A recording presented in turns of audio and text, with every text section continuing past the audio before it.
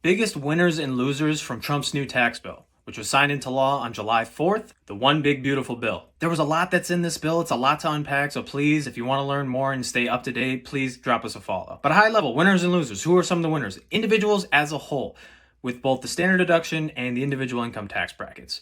People forget it's been 8 years since we had this change, but when Trump came in with the Tax Cuts and Jobs Act, he initially reduced the individual income tax brackets by about 2 to 3%, as well as almost doubled the standard deduction. But those were only temporary changes when he first came in.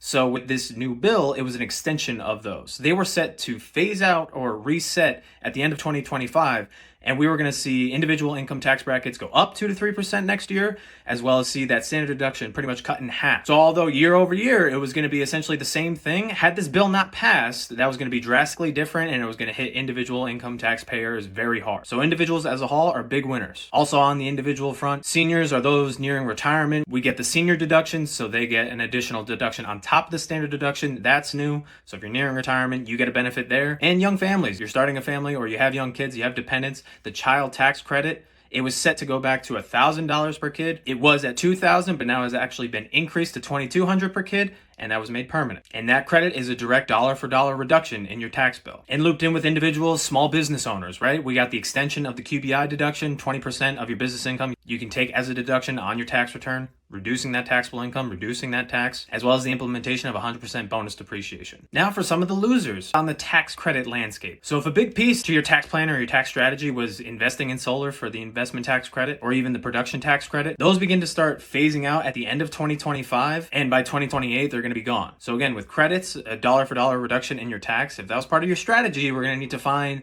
different tools in the tool belt in order to help reduce our tax bill. Also the electric vehicle or the EV credit, that's another one that's going away at the end of 2025 and might help explain why Trump and Elon aren't exactly on the best of terms right now. But previously it was you buy an electric vehicle and you can get a $7,500 credit against your tax bill. That's going away. So again, we got to find different avenues and how we're going to reduce that tax bill. So much to unpack here. Please, guys, give this a like, comment your questions, drop us a follow to stay up to date. Get a consultation with us so we can help you learn, understand this tax bill, and how we can best use it to ultimately benefit you.